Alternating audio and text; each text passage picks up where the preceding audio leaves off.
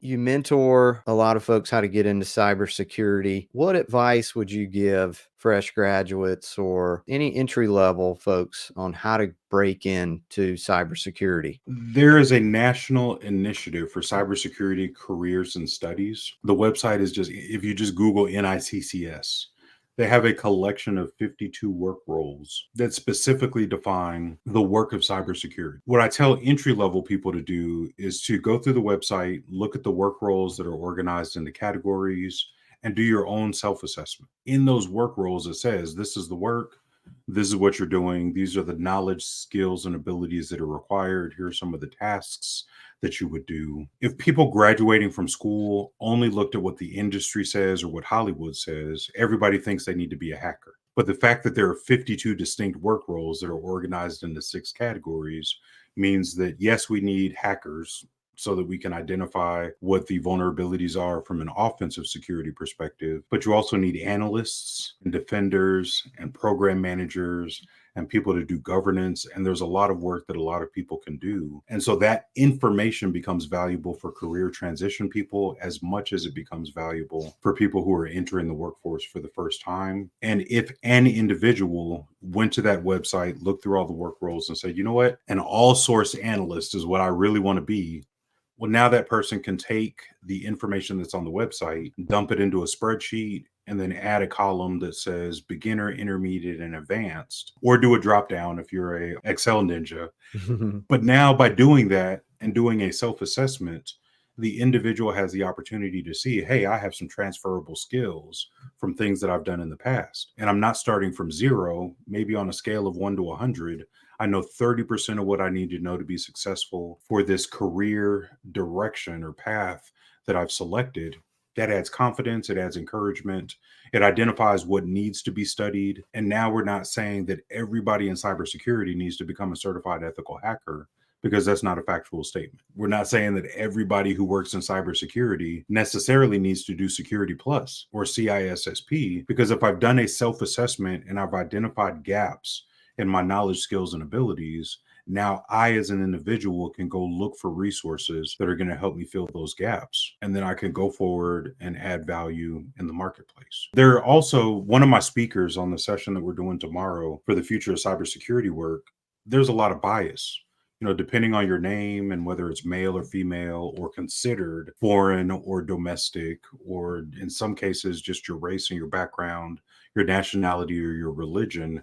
There are all kinds of dumb reasons that people are going to decide a qualified candidate is not a good fit in this organization. There are some companies like CyberSN that remove all the demographic information and just focuses on skills. And so for people who are entry level, CyberSN isn't a sponsor. They don't pay me. I just think they do a great service to society because their income comes from the employers who are looking for talent. It's free to the talent to create a profile, set things up, and then be a candidate for good opportunities. And it doesn't really matter the placement firms, because there are great placement firms, whether you're using technology or automation. But the idea is that it's very valuable for the individual to know their value and know their skills and know their strengths and be able to communicate that clearly.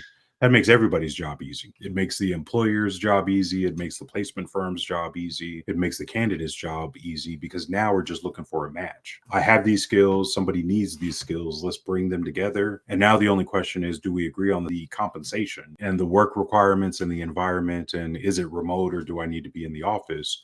We can focus on things that matter rather than disqualifying people for things that I think are superficial and stupid. Agreed. It is hard to break in from a headhunter's perspective. Every time I get a job order, the client's asking for somebody with at least mid-level experience. If you're an entry-level person, you kind of have to find other methods, right? Networking. So yeah, it is tough. And folks feel like if they get the certified ethical hacker certification or Security Plus, like that's going to make them eligible. And sometimes it won't make them eligible. And it's like heartbreaking to see folks spend money on those and then it not have the impact they thought it would. I'll have to check out the website you mentioned. Another guest suggested the cybersecurity domain map. Are you familiar with the map? I'm not familiar with the domain map, but all those tools are similar. If I were to give specific advice to people who want to be successful in their profession, one of the best opportunities is to be part of a professional association. I used to be the president for the Information Systems Security Association on their international board. I was also a president for a local chapter. I continue to